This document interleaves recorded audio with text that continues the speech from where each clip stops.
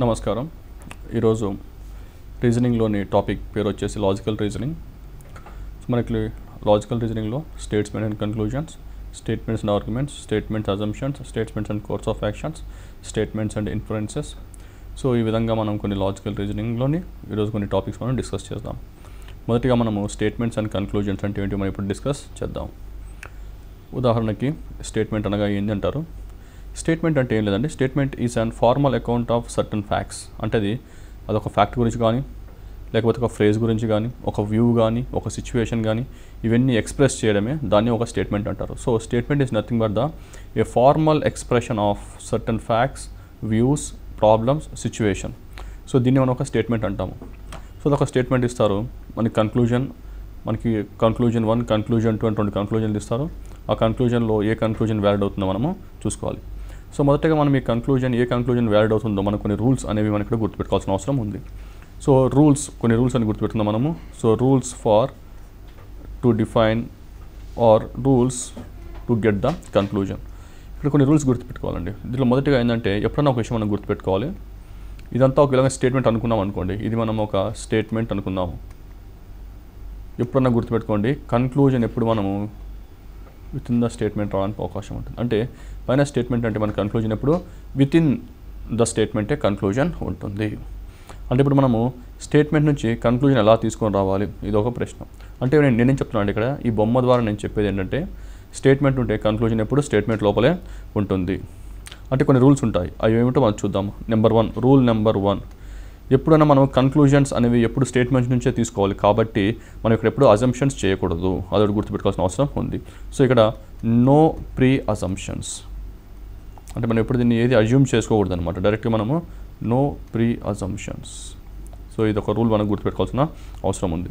Number 2 ఇంకో rule ఏంటంటే logic should be applied. ఇది లాజికల్ రీజనింగ్ పేరే ఉంది కాబట్టి దీంట్లో మనం ఎప్పుడు లాజిక్ అనేది ఇక్కడ మనం అప్లై చేయాలి. So logic should be applied. So మనం ఇక్కడ లాజిక్ అనేది ఇక్కడ మనం అప్లై చేయాలి. సో తర్వాత మనకి వచ్చేసి మనం దీంట్లో ఏం తీసుకోవాలి అంటే గుర్తుపెట్టుకోండి, ఎప్పుడైనా మనకు కన్క్లూజన్లు ఏముంటాయంటే మనకు ఓన్లీ దీంట్లో ఒక రిజల్ట్ కానీ, అంటే మనకి స్టేట్మెంట్ వచ్చిన రిజల్ట్ కానీ, లేకపోతే మనకు ఒక అడ్వైస్ ఆర్ రెమెడీ కానీ, అంటే మనకు ఒక రెమెడీ కానీ తీసుకోవచ్చు, లేకపోతే మనం ఒక అడ్వైస్ కూడా తీసుకోవచ్చు. అంటే మనం ఇక్కడ రిజల్ట్ తీసుకోవచ్చు, రెమెడీ తీసుకోవచ్చు, అడ్వైస్ తీసుకోవచ్చు. అంటే ఇక్కడ మనము ఒక కన్క్లూజన్ తీసుకోవడానికి రూల్స్ వచ్చేసి మనకు అజంప్షన్స్ తీసుకోకూడదు. ఇక్కడ మనము ఇంకోటి లాజిక్ అనేది ఎప్పుడు మనం అప్లై చేయాలి, ఎందుకంటే లాజికల్ రీజన్లో మనం మెయిన్ అప్లై చేయాల్సింది లాజిక్ ఉంటుంది. తర్వాత రిజల్ట్ కానీ, రెమెడీ కానీ, అడ్వైస్ కానీ, ఇవన్నీ మనం అన్నీ కన్సిడర్ చేయాలి. సో తర్వాత మనకు 4వది వచ్చేసి ఇక్కడ మనము పాస్ట్ ఈజ్ ఇన్వాలిడ్. ఎప్పుడైనా మనం గతం గురించి మాట్లాడుతున్నాం అనుకోండి, ఏదైనా కన్క్లూజన్ ఒక స్టేట్మెంట్ ఇచ్చారు, మనం ఆ స్టేట్మెంట్ గురించి మాట్లాడాలి కానీ గతం గురించి మాట్లాడితే మనకు అది కూడా మనకి ఇన్వాలిడ్ అవుతుంది. సో ఇక్కడ వచ్చేసి మనకు పాస్ట్ ఈజ్ ఇన్వాలిడ్. ఇప్పుడు మనం గతం అనేది మనం ఇక్కడ మనం మాట్లాడకూడదు అనమాట. ఇంకోటి 5వది కొన్ని రూల్స్ గుర్తుపెట్టుకోవాలండి. ఎప్పుడన్నా మనము కొన్ని వర్డ్స్ చూసినట్టయితే, అంటే ఇప్పుడు ఫర్ ఎగ్జాంపుల్ మనకి ఇక్కడ all, no, few, most, must, always, never, maybe. So ఇలాంటి ప్రశ్నలు ఎప్పుడైనా వచ్చినప్పుడు మనకు దాదాపు మనకు ఒక కన్క్లూజన్ అనేది తప్పేదానికి మనకు అవకాశం అనేది ఎక్కువగా ఉంటుంది. అంటే ఇక్కడ మనము ఒక కన్క్లూజన్ తీసుకొని రావాలి అంటే ఇక్కడ మనము వచ్చేసి ప్రీ అజంప్షన్ తీసుకోకూడదు, లాజిక్ వచ్చి అప్లై చేయాలి, రిజల్ట్ కానీ, దాని రెమెడీ కానీ, అడ్వైస్ కానీ ఏమన్నా కూడా మనం యాక్సెప్ట్ చేయొచ్చు. పాస్ట్ అంటే మనం ఎప్పుడన్నా ఒక స్టేట్మెంట్ ఇచ్చినప్పుడు దాని పాస్ట్ గురించి మాట్లాడకూడదు. So past is invalid. కొన్ని గ్రే వర్డ్స్ అంటారు, ఆ వర్డ్స్ వచ్చేసి ఆల్, ఆల్వేస్, నెవర్, ఫ్యూ అలాంటి వర్డ్స్ వచ్చినప్పుడు విద్యార్థులు కొంచెం జాగ్రత్తగా గమనించి వాటికి మనం ఇక్కడ ఆన్సర్ చేయాల్సిన అవసరం ఉంది. ఇప్పుడు మనము ఈ రూల్స్ని అప్లై చేస్తూ సో దీంట్లోంచి ప్రశ్నలు ఎలా సాల్వ్ చేయాలి ఇప్పుడు మనం ఒకసారి చూద్దాం. ఉదాహరణకి ఇక్కడ ఒక ప్రశ్న చూద్దాం. సో ఈ ప్రశ్నలో ఏమంటున్నారంటే ఒక స్టేట్మెంట్ ఇచ్చారు. ఆ స్టేట్మెంట్ వచ్చేసి మనకి గబ్బిలాలు గుడ్లు పెట్టవు కావున గబ్బిలాలు పక్షులు కావు అన్నాడు. సో ఇక్కడ మీకు స్టేట్మెంట్ అనేది ఇంగ్లీష్లో ఇవ్వడం జరిగింది, ఎందుకంటే మనకి ఎగ్జామ్లో ఇంగ్లీష్ ప్రామాణికంగా ఉంటుంది. సో ముఖ్యంగా లాజికల్ రీజనింగ్లో మనకి ఇంగ్లీష్ అనేది చాలా ఎక్కువగా ఉపయోగపడుతుంది. సో ఇక్కడ ఏమన్నా అంటే bats do not lay eggs and therefore bats are not birds అన్నాడు. అంటే గబ్బిలాలు గుడ్లు పెట్టవు కాబట్టి అవి పక్షులు కాదు అన్నాడు. అంటే ఇక్కడ నుంచి మనం ఏం రిజల్ట్ తీసుకోవచ్చు, నేను ఆల్రెడీ చెప్పాను, మనం ఇక్కడ result can be applied. Or logic కూడా మనం తీసుకోవచ్చు. ఇక్కడ ఉన్న దీనిలో వచ్చిన లాజిక్ ఏం తీసుకోవచ్చు. సో ఇప్పుడు మనం ఇక్కడ రిజల్ట్ కానీ లాజిక్ కానీ ఏం వస్తుంది అంటే ఇప్పుడు మనం కన్క్లూజన్ నుంచి ఒకసారి చూద్దాం. మనకి ఏమైనా రిజల్ట్ వచ్చిందా, లేకపోతే లాజిక్ ఏమైనా వస్తుందా, లేకపోతే ఏదైనా ఫ్యాక్ట్ అంటే యూనివర్సల్ ఫ్యాక్ట్ లాంటిది ఏమైనా వస్తుందో సరే చూద్దాము. ఇక్కడ ఏమన్నానంటే గబ్బిలాలు గుడ్లు పెట్టవు కావున గబ్బిలాలు పక్షులు కాదు అన్నాడు. So bats do not lay eggs and therefore bats are not birds అన్నాడు. సో ఇండైరెక్ట్ ఇక్కడ మనం లాజిక్ అంటే మనం రిజల్ట్ ఏం తీసుకోవచ్చు అంటే ఇక్కడ రిజల్ట్ వచ్చేసి పక్షులు గుడ్లు పెడతాయని తీసుకోవచ్చు. సో ఇక్కడ మనము చూస్తే అన్ని పక్షులు గుడ్లు పెడతాయి అంటే ఎస్, ఈ లాజిక్ అంటే నేను ఇక్కడ రిజల్ట్ వచ్చేసి గబ్బిలాలు గుడ్లు పెట్టవు కాబట్టి అవి పక్షులు కాదు అంటే ఇండైరెక్ట్ నాకు వచ్చే రిజల్ట్ ఏంటంటే అన్ని పక్షులు గుడ్లు పెడతాయి. ఇంకొకటి ఇప్పుడు రెండో కంక్లూజన్ చూసుకుందాం. రెండో కంక్లూజన్లో వచ్చేసి పక్షులు మాత్రమే గుడ్లు పెడతాయి. ఇక్కడ చూడండి, ఇక్కడ మాత్రమే అనే వర్డ్ ఇక్కడ గుర్తుపెట్టుకోవాలి. మీకు ఆల్రెడీ చెప్పాను మీకు ఇట్లాంటి వర్డ్స్ ఆల్, ఓన్లీ అలాంటివి ఉన్నప్పుడు కొంచెం జాగ్రత్తగా ఉండాలి.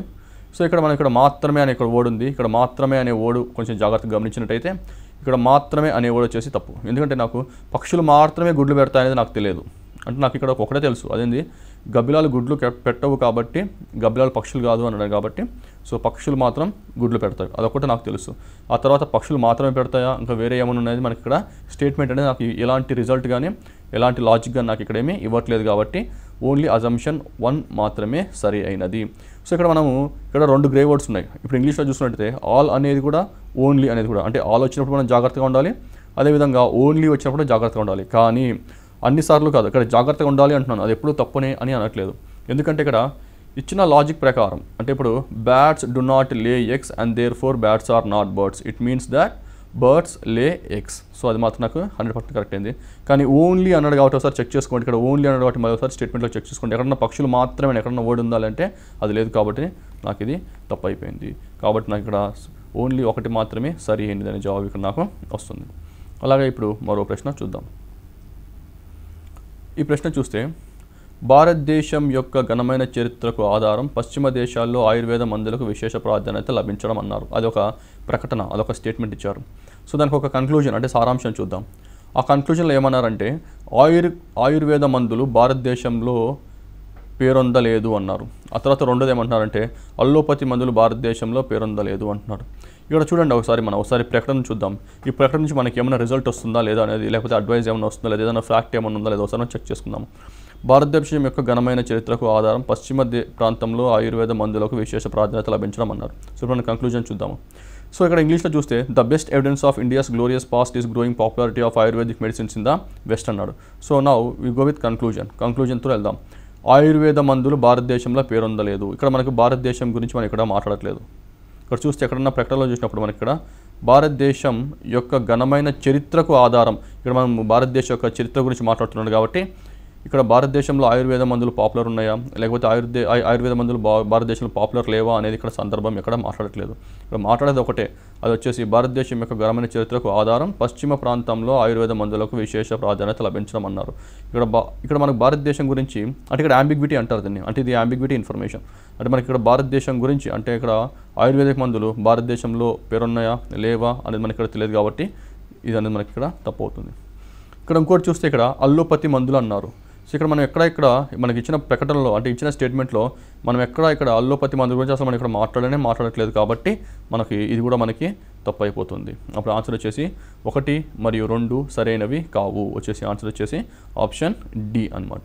సో ఈ విధంగా మనము ఈ ప్రశ్నలో ఈ 2 ఎందుకు తప్పైనాయి, ఈ కంక్లూజన్ ఎందుకు తప్పైనాయి అంటే ఇక్కడ మనకి ఇచ్చిన స్టేట్మెంట్లో నుంచి మనం ఏదైనా రిజల్ట్ తీసుకోవచ్చా అంటే ఇచ్చిన స్టేట్మెంట్లో నుంచి ఇక్కడ నేను 2 రిజల్ట్ తీసుకోలేను అనమాట. సో 2 ఫ్యాక్ట్స్ ఏమైనా తీసుకోవచ్చు అంటే 2 ఫ్యాక్ట్స్ కూడా నేను ఇక్కడ తీసుకోలేను. సో ఈ విధంగా మనం రిజల్ట్ ఇక్కడ తీసుకున్నప్పుడు ఇక్కడ రిజల్ట్ తీసుకోలేము కాబట్టి ఈ 2 అనేవి ఇక్కడ మనకి తప్పయ్యాయి. సో ఈ ప్రశ్న చూసినట్టయితే ఇక్కడ పెద్ద నగరాల్లో నివసిస్తున్న ప్రజలు పెద్ద గుంపులుగా బస్సులు లేదా రైళ్లలో ప్రయాణిస్తున్నారు అన్నారు.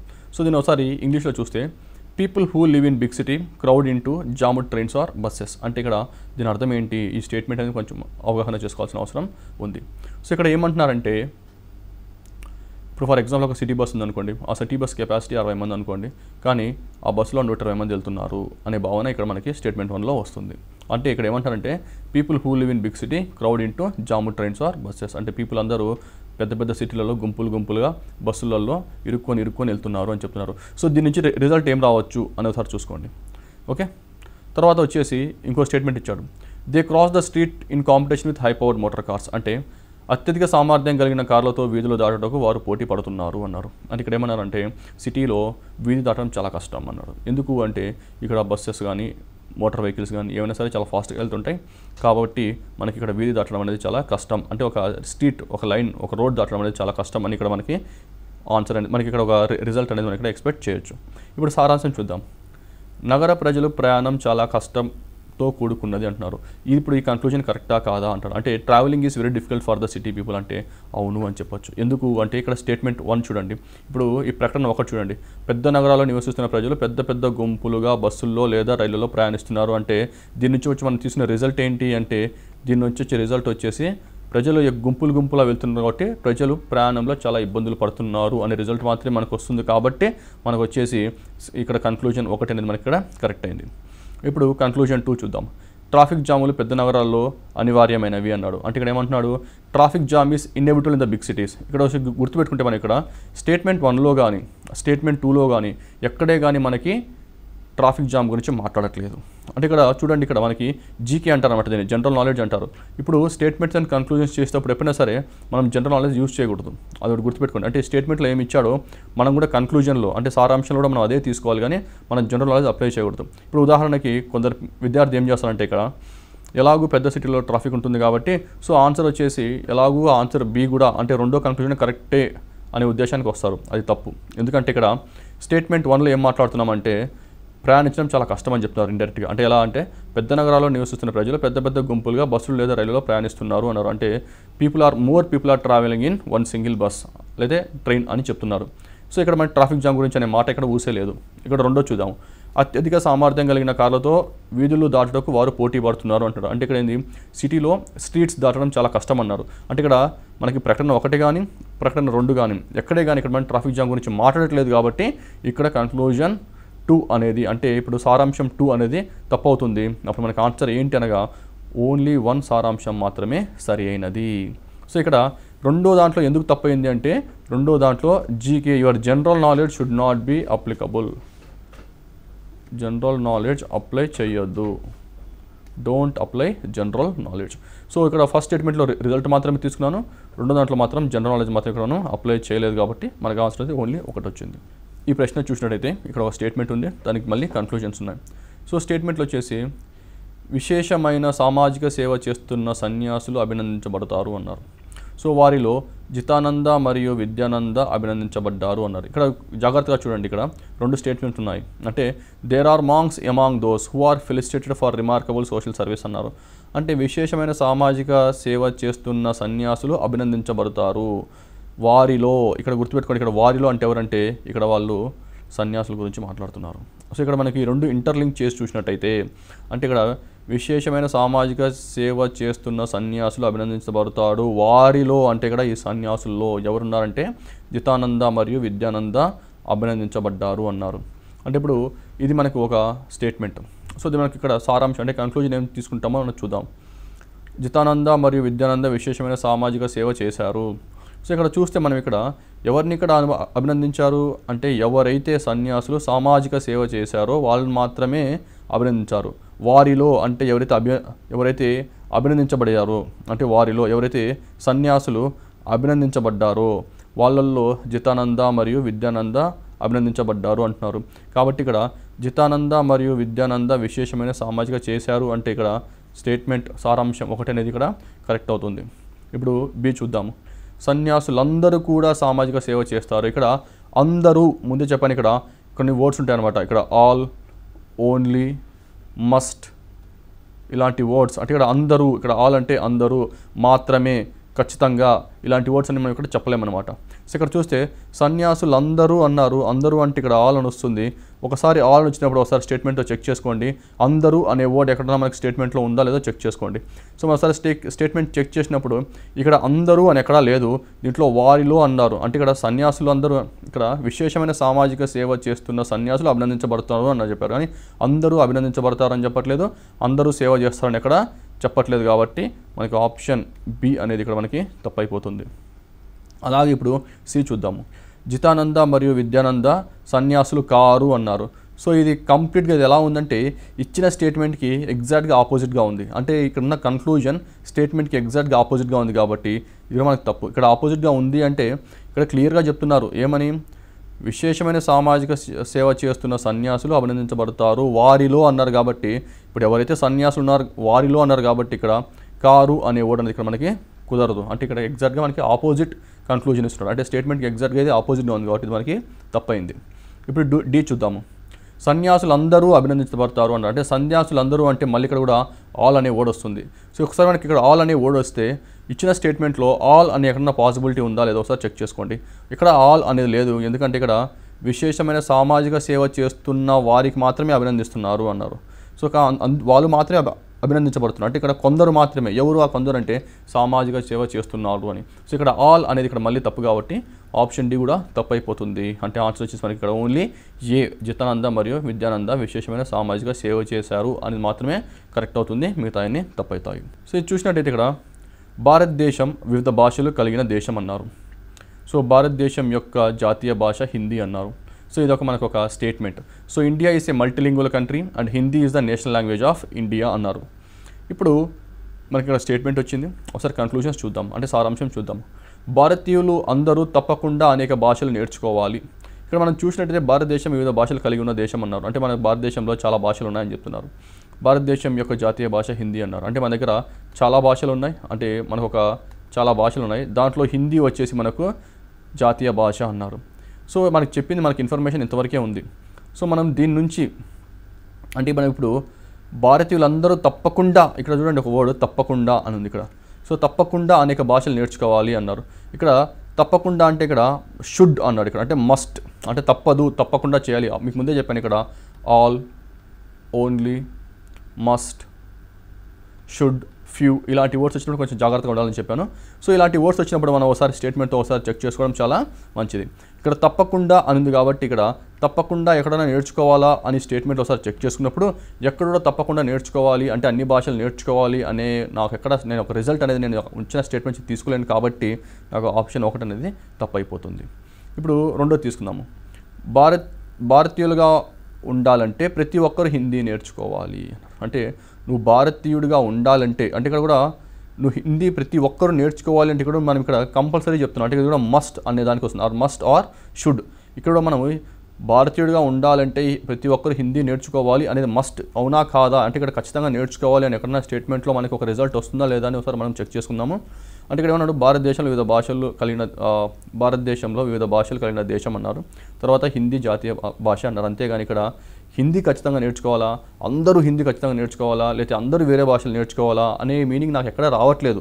అంటే నేను ఎక్కడ రెమెడీ నేను తీసుకోవట్లేదు కాబట్టి నాకు రెండోది కూడా తప్పు అయిపోతుంది. అప్పుడు నాకు ఆన్సర్ ఏమొస్తుంది, 1 కాదు మరియు 2 కూడా అసలు సారాంశం సరైనవి కావు. సో అప్పుడు ఆప్షన్ సి 1 మరియు 2 సారాంశాలు సరైనవి కావు అని నాకు ఇక్కడ ఆన్సర్ అనేది వస్తుంది. మరో ప్రశ్న చూద్దాం. సో ఈ ప్రశ్నలో ఒక ప్రకటన ఇచ్చారు, అది వచ్చేసి మనకి ఇక్కడ స్టేట్మెంట్. ఆ స్టేట్మెంట్ ఏంటంటే శారీరక మానసిక ఆరోగ్యానికి ఆందోళన ఆర్ కంగారు హాని కలిగిస్తాయి అంటున్నారు. అంటే ఇక్కడ tension is detrimental to physical and mental health అంటున్నారు. అంటే ఎవరైతే టెన్షన్ పడతారో అక్కడ వారు ఇండైరెక్ట్గా ఏం చెప్తున్నారు, ఇక్కడ రిజల్ట్ ఏం తీసుకోవచ్చు అంటే ఎవరైతే టెన్షన్ పడతారో వాళ్ళకి ఫిజికల్ హెల్త్ దెబ్బతింటుంది మరియు మెంటల్ హెల్త్ కూడా దెబ్బతింటుంది అనే రిజల్ట్ బయటకు డైరెక్ట్గా మనకు చెప్తున్నారు ఇక్కడ. అంటే ఇక్కడ ఇచ్చిన స్టేట్మెంటే డైరెక్ట్గా ఉంది, శారీరక మానసిక ఆరోగ్యానికి ఆందోళన ఆర్ కంగారు హాని చేస్తాయి అన్నారు. కాబట్టి డైరెక్ట్గా ఇక్కడ స్టేట్మెంట్లో ఏముందంటే ఆందోళనకి మరియు ఆరోగ్యానికి సంబంధం ఉంది అని చెప్తున్నారు ఇక్కడ. సో ఇక్కడ మనకి ఆరోగ్యానికి మరియు టెన్షన్ అది వచ్చేసి మనకి కంగారుకి లేకపోతే ఆందోళనకి డైరెక్ట్ సంబంధం ఉంది అంటున్నారు. ఇది మనకు వచ్చే రిజల్ట్ అనమాట, డైరెక్ట్ మనకు వచ్చిన రిజల్ట్. సరే ఇప్పుడైతే మన కన్క్లూజన్ ఏదో మనం చూద్దాము. కన్క్లూజన్ వచ్చేసి ఆరోగ్యంగా ఉండాలంటే ప్రతి ఒక్కరూ తప్పనిసరిగా ఆందోళన నుండి బయటపడాలి. ఎస్, ఎందుకంటే ఇక్కడ మనకి డైరెక్ట్గా ఆరోగ్యానికి మరియు ఆందోళనకు డైరెక్ట్గా సంబంధం ఉంది కాబట్టి ఆరోగ్యంగా ఉండాలంటే ప్రతి ఒక్కరూ తప్పనిసరిగా ఆందోళన నుంచి బయటపడాలి అనేది కన్క్లూజన్ మనకి కరెక్ట్ అవుతుంది. ఎందుకంటే నాకు వచ్చే రిజల్ట్ అదే, ఎందుకంటే ఇక్కడ హెల్త్కి మరియు టెన్షన్కి డైరెక్ట్గా సంబంధం ఉంది కాబట్టి. ఇప్పుడు రెండోది తీసుకుందాం. ఒకరి యొక్క మానసిక ఆరోగ్యం వారి ఆందోళనపై ఆధారపడి ఉంటుంది అన్నాడు. సో ఇక్కడ కూడా ఏమంటారంటే ఆరోగ్యం అది కూడా మానసిక ఆరోగ్యం మరియు ఆందోళన. సో ఇక్కడ ఈ రెండు కీవర్డ్స్ ఉన్నాయి. ఈ కీవర్డ్స్ కూడా చూస్తే ఇక్కడ మనకి డైరెక్ట్ రిలేషనే ఉందన్నమాట. అంటే ఇక్కడ మానసిక ఆరోగ్యం దేని మీద డిపెండ్ అయి ఉంటుందని చెప్పారు, టెన్షన్ మీద డిపెండ్ అయి ఉంటుంది అని చెప్పారు. కాబట్టి మనకి ఇది కూడా కరెక్ట్ అవుతుంది. సో ఇక్కడ ఆన్సర్ ఏంటంటే 1 మరియు 2 కూడా సరైనవే అని మనం ఇక్కడ ఆన్సర్ అనేది మనం ఇక్కడ చేయొచ్చు. ఇప్పుడు మనం స్టేట్మెంట్స్ అండ్ ఆర్గ్యుమెంట్స్ చూద్దాం. ఇక్కడ స్టేట్మెంట్ అంటే ప్రకటన, ఆర్గ్యుమెంట్ అంటే తెలుగులో మనం వాదన అంటాం. సో మనకి ఇంతకుముందు చెప్పినట్టు వాట్ ఈస్ ఎ స్టేట్మెంట్?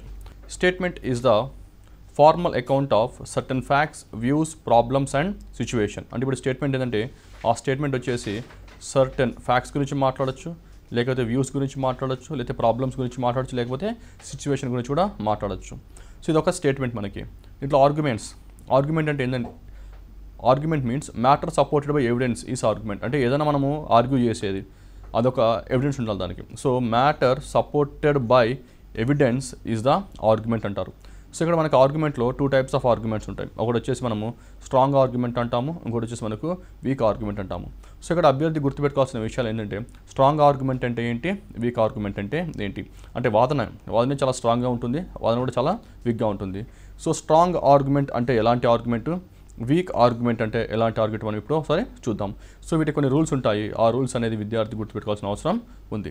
ఉదాహరణకి ఇప్పుడు స్ట్రాంగ్ ఆర్గ్యుమెంట్ అంటే ఏంటివి అంటే స్ట్రాంగ్ ఆర్గ్యుమెంట్ అంటే యూనివర్సల్ ఫ్యాక్ట్స్. అంటే ఇక్కడ మనము స్ట్రాంగ్ ఆర్గ్యుమెంట్స్ ఏంటివి అంటే ఒకటి విషయం గుర్తుపెట్టుకోండి. ఒకటి వచ్చేసి universal fact. Okay, universal fact ఏదంటే అది మనకి స్ట్రాంగ్ ఆర్గ్యుమెంట్ కిందకే వస్తుంది. లేదా సైంటిఫిక్ ఫ్యాక్ట్ ఏదైనా చెప్పినా సరే, ఇప్పుడు సైంటిఫిక్ ఫ్యాక్ట్ ఏదైనా ఇచ్చినా కూడా మనకి అది ఆర్గ్యుమెంట్ అనేది మనకి చాలా స్ట్రాంగ్ అవుతుంది. అంటే ఇచ్చిన స్టేట్మెంట్కి మనకి ఒక యూనివర్సల్ ఫ్యాక్ట్ చెప్పినా లేకపోతే ఒక సైంటిఫిక్ ఫ్యాక్ట్ చెప్పినా కూడా ఆ ఆర్గ్యుమెంట్ అనేది మనకి ఇక్కడ చాలా స్ట్రాంగ్ అవుతుంది. ఉదాహరణకి ఇప్పుడు రెండోది చూసుకుందాం. రెండోది వచ్చేసి ఆర్గ్యుమెంట్ బై అనాలిసిస్. అంటే ఏదైనా ఆర్గ్యుమెంట్ చేసినప్పుడు ఆర్గ్యుమెంట్ ఎంతవరకు అనాలిసిస్తో చేసాము అంటే ఇక్కడ argument based on analysis. Argument based on analysis or experience. So argument based on analysis or experiments. సరే ఈ ఆర్గ్యుమెంట్స్ ఏంటి అంటే ఉదాహరణకి మనం ఇప్పుడు సుప్రీంకోర్టు జడ్జిమెంట్స్ కానీ, అంటే ఇక్కడ సుప్రీంకోర్టు అంటే కోర్టు జడ్జిమెంట్స్ కానీ, గవర్నమెంట్ డిసిషన్స్ కానీ, అంటే గవర్నమెంట్ ఆఫ్ ఇండియా డిసిషన్స్ కానీ, అంటే ఇక్కడ గవర్నమెంట్ ఆఫ్ ఇండియా డిసిషన్స్ కానీ, లేకపోతే ఇక్కడ మనకి యునైటెడ్ నేషన్స్ అంటే ఇప్పుడు కొన్ని సంస్థలు ఉంటాయి, ప్రపంచ సంస్థలు, అంటే యునైటెడ్ నేషన్ డిసిషన్స్ కానీ, ఉదాహరణకి ఇస్తున్నాను ఇవన్నీ యునైటెడ్ నేషన్స్ డిసిషన్స్ కానీ. సో ఇవన్నీ మనకి దేని కింద వస్తాయి అంటే ఇవన్నీ మనకి ఇక్కడ స్ట్రాంగ్ ఆర్గ్యుమెంట్ కిందకి వస్తాయి. అంటే ఇప్పుడు అతను ఒక స్టేట్మెంట్ ఇస్తారు, మనకి ఆర్గ్యుమెంట్ మీద అనాలిసిస్ చేస్తూ if that argument is analysed or experienced. So this analysis and experience is done. ఎవరు చేస్తారు జనరల్గా అంటే ఇవన్నీ మనకి సుప్రీంకోర్టు చేస్తుంది, ఒక్కోసారి యునైటెడ్ నేషన్ ఆర్గనైజేషన్స్ చేస్తాయి, ఒక్కోసారి గవర్నమెంట్ ఆఫ్ ఇండియా పాలసీస్లో చేస్తుంది అనమాట. సో ఇలాంటి చేసినప్పుడు అన్నీ మనకి ఇవన్నీ స్ట్రాంగ్ ఆర్గ్యుమెంట్ కిందకి వస్తాయి. ఇప్పుడు మూడోది చూస్తే మనకు ఇన్ ఫేవర్ ఆఫ్ సొసైటీ. అంటే మనం ఏదైనా ఇప్పుడు ఒక ఆర్గ్యుమెంట్ చేస్తున్నాం అనుకోండి, ఇఫ్ దట్ ఆర్గ్యుమెంట్ మనం చేసే argument in favour of society, అంటే ఇప్పుడు అది ఇన్ ఫేవర్ ఆఫ్ సొసైటీ కానీ, పీపుల్ కానీ, ఒక కంట్రీ కానీ, లేదా కాన్స్టిట్యూషన్ ఒక రాజ్యాంగానికి సపోర్ట్ చేస్తూ కానీ.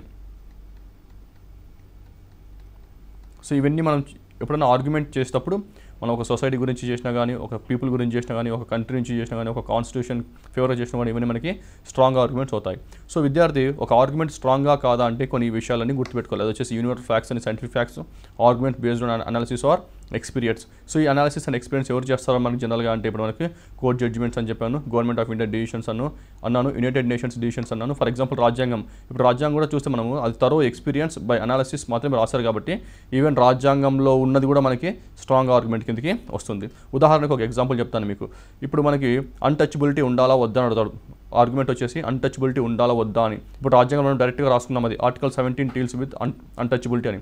అంటే మనం ఆ రాజ్యాంగంలో మనం ఫర్ ఎగ్జాంపుల్ మన స్టేట్మెంట్ ఉంది, అంటే భారతదేశంలో అన్టచబిలిటీ ఉండాలా ఉండకూడదా అని మనకు ఒక స్టేట్మెంట్ ఇచ్చారు. ఆర్గ్యుమెంట్ ఉండాలి, ఆర్గ్యుమెంట్ ఉండకూడదు. సో ఉండాలి అంటుంది వస్తే ఉండకూడదు అంటుంది. ఉండకూడదు ఎందుకంటే మనం రాజ్యాంగంలో రాసుకున్నాం కాబట్టి అని ఉందనుకోండి, ఆర్గ్యుమెంట్ అది స్ట్రాంగ్ అవుతుంది, ఎందుకంటే మనం ఆల్రెడీ రాజ్యాంగంలో రాసుకున్నాం కాబట్టి.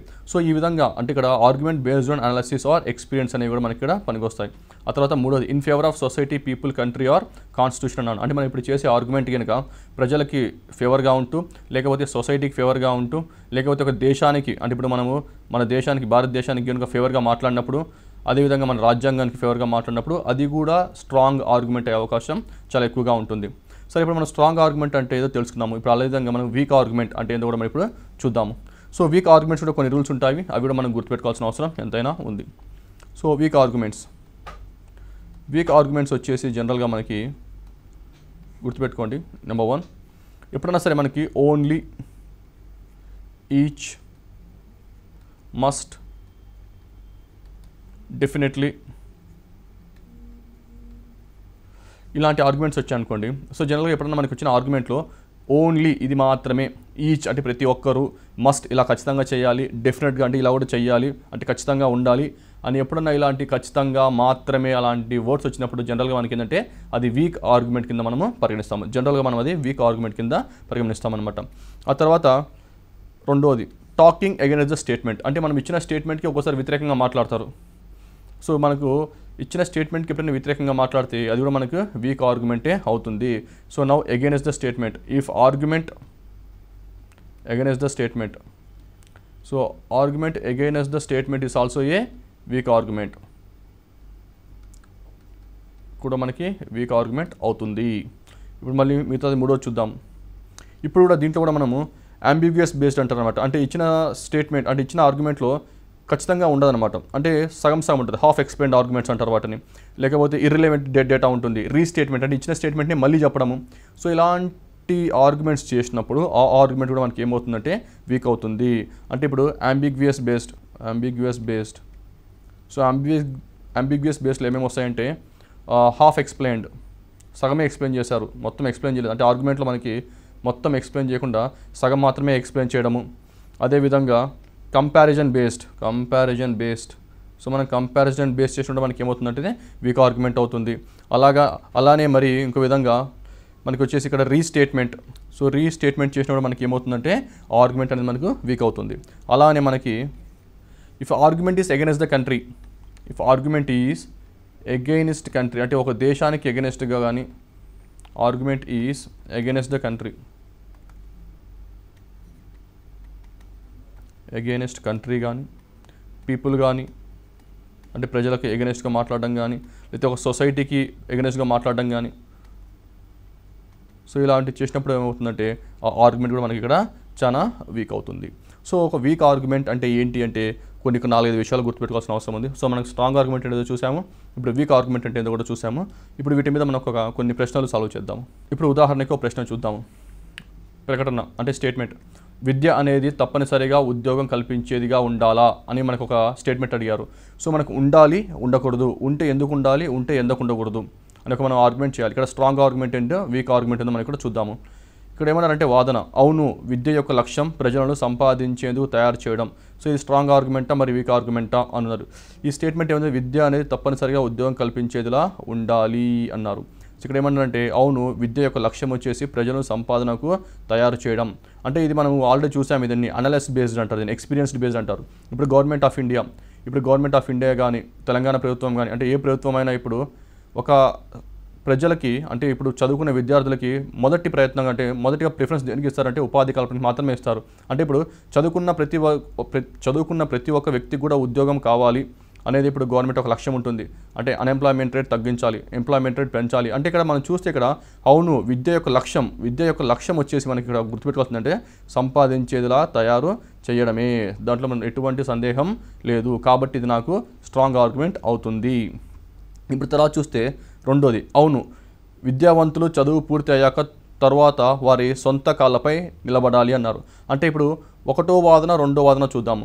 ఒకటో వాదనకి రెండో వాదన చూస్తే చాలా దగ్గర సంబంధం ఉంది. అంటే ఇప్పుడు రెండో వాదన కూడా అంటే ఇప్పుడు మొదటి వాదన కూడా ఎలా ఉండాలంటే సంపాదించేందుకు తయారు చేయడం అన్నారు. సో మనకి ఇప్పుడు విద్య అనేది లక్ష్యం వచ్చేసి సంపాదించేందుకు తయారు చేయడం. ఇక్కడ సంపాదన అంటే మనం ఇక్కడ సంపద వచ్చేసి with respect to job, with respect to respect అనే దాని కింద వస్తుంది. సో అందుకని మనకి ఇక్కడ విద్య లక్ష్యం వచ్చేసి సంపాదించేందుకు తయారు చేయడం. అలానే అవును, విద్యావంతులు చదువు పూర్తయిన తర్వాత వాళ్ళ సొంత కాళ్ళపై వాళ్ళు నిలబడాలి. సో ఇది కూడా గవర్నమెంట్ ఆఫ్ ఇండియా కానీ అంటే ప్రభుత్వ ప్రయత్నం కానీ మన ప్రయత్నం కానీ మన పేరెంట్స్ ప్రయత్నం కానీ మనల్ని ఎందుకు చదివిస్తారు మన పేరెంట్స్ అంటే మనము చదువుకున్న తర్వాత ఉద్యోగం తెచ్చుకొని సంపాదించుకోవడానికి. సో కాబట్టి ఇది కూడా మనకి స్ట్రాంగ్ ఆర్గ్యుమెంటే అవుతుంది. ఇక్కడ కాదు, విద్య అనేది జ్ఞానానికి పెంపొందించేదిగా మాత్రమే, ఇక్కడ చూడండి, ఇక్కడ ముందే చెప్పాను, ఇక్కడ ఓన్లీ అనే వర్డ్ చూస్తే మనకి అది వీక్ ఆర్గ్యుమెంట్ అవుతుంది అని. సో ఓన్లీ అనే వర్డ్ ఇక్కడ యూజ్ చేశారు. అవును, ఓన్లీ, ఇది ఇందుకు మాత్రమే అనేది ఎప్పుడు మనకి వీక్ ఆర్గ్యుమెంట్ కిందకి వస్తుంది. కాబట్టి కాదు, విద్య అనేది జ్ఞానానికి పెంచేందుకు మాత్రమే ఉండాలి అనేది ఇక్కడ తప్పు. కాబట్టి ఈ ఆర్గ్యుమెంట్ అనేది వీక్ ఆర్గ్యుమెంట్, స్ట్రాంగ్ ఆర్గ్యుమెంట్ కాదు. ఎందుకంటే మాత్రమే అనేది మనకి వీక్ ఆర్గ్యుమెంట్ కిందకి వెళ్తుంది. అలానే ఇప్పుడు 4 చూద్దాం. కాదు, ఎవరైనా ఒకరు వ్యవసాయం చేయాలనుకుంటే దాన్ని విద్యను తప్పనిసరిగా కాదు అన్నారు. ఇక్కడ చూడండి, ఇక్కడ దీన్ని ఏమంటారంటే బీటింగ్ ద బుష్ అంటారు. అంటే మనం ఇచ్చిన స్టేట్మెంట్కి దగ్గరగా అసలు లేని కూడా లేదు. ఇక్కడ మనం ఇచ్చిన స్టేట్మెంట్ వచ్చేసి విద్య అనేది తప్పనిసరిగా ఉద్యోగం కల్పించేదిలా ఉండాలా లేదా అన్నాను.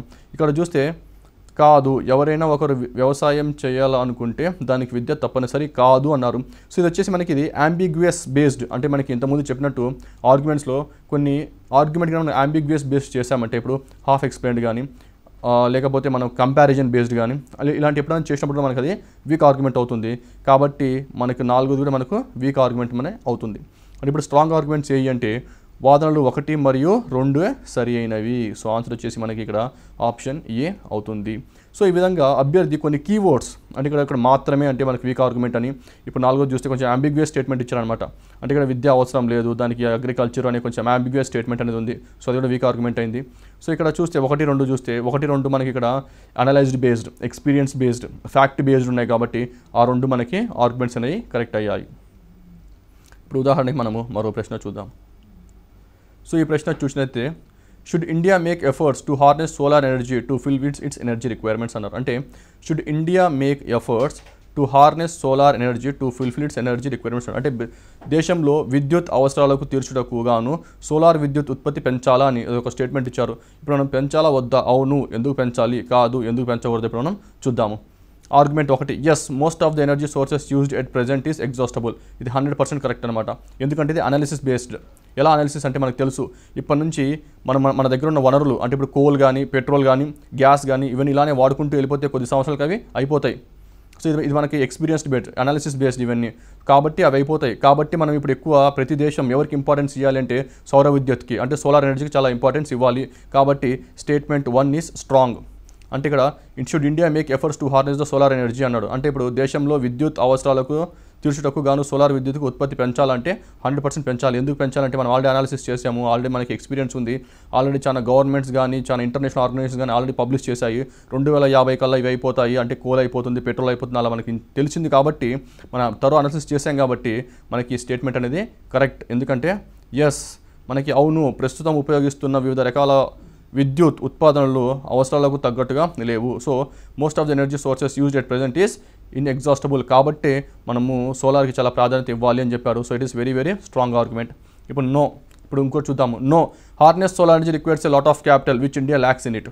అంటే ఇక్కడ ఏమంటారంటే కాదు, సోలార్ విద్యుత్ చాలా ఖర్చుతో కూడుకునింది, దానికి ఇండియా ల్యాక్స్ ఇట్ అన్నారు. అంటే ఇండియాలో లేదు అన్నారు. సో ఇండియాలో ఎక్కడ లేదని ఉంది అంటే మన దగ్గర ఏమంటున్నారంటే ఇక్కడ harnessing requires lot of capital అంటే ఇక్కడ చాలా డబ్బు అవసరం ఉంది, అంత డబ్బులు ఇండియాలో లేదు అంటున్నారు. సో ఈ ఆర్గ్యుమెంట్ ఎలా ఉంది, స్ట్రాంగ్ ఉందా వీక్ ఉందా? You are talking against the country, నువ్వు దేశానికి అగైన్స్ట్గా మాట్లాడుతున్నారు ఇక్కడ. సో మనకి ఇక్కడ అంత డబ్బులు లేవు, అది ఇక్కడ ఏమీ లేదు. రిక్వైర్స్ లాట్ ఆఫ్ ఇన్వెస్ట్మెంట్ అన్నారు, లేదు. సోలార్ వచ్చేసి ఇప్పుడు అంత ఇన్వెస్ట్ ఏమీ అవసరం లేదు, ఇక్కడ మనకి జీకే కూడా కొంచెం అవసరం. ఇప్పుడు ఆర్గ్యుమెంట్ చేయాలి అంటే నీకు ఆర్గ్యుమెంట్లో ఒక భారతదేశంలో ఏమేమి రూల్స్ ఉన్నాయి, ఇప్పుడు భారతదేశ సిచ్యువేషన్ ఏంటి అనే కొంచెం జీకే కూడా మనకి తెలిసి ఉండాలి. కానీ ఇక్కడ చూస్తే భారతదేశంలో అంత ఇన్వెస్ట్మెంట్ లేదు, అంత క్యాపిటల్ లేదు, ఇండియాలో లేదు అని మనం ఇక్కడ చెప్పలేము. సో మనకి ఎక్కువ ఖర్చుతో కూడుకున్న పని అంటున్నారు. ఉదాహరణ చూస్తే సోలార్ ఎనర్జీ అంత ఖర్చుతో కూడుకున్న పని కాదు. అంటే ఇప్పుడు కోల్ ప్లాంట్ ఎస్టాబ్లిష్ చేయాలంటే పెద్ద పెద్ద కోల్ ప్లాంట్ ఎస్టాబ్లిష్ చేయాలి, అది కూడా కొంచెం ఖర్చుతో కూడుకున్న పని. అంటే ఇప్పుడు కోల్తో కంపేర్ చేసుకుంటే సోలార్ కూడా ఖర్చుతో కూడుకున్న పని అంతగా కాదు. కాబట్టి ఇది వచ్చేసి మనకు వీక్ ఆర్గ్యుమెంట్.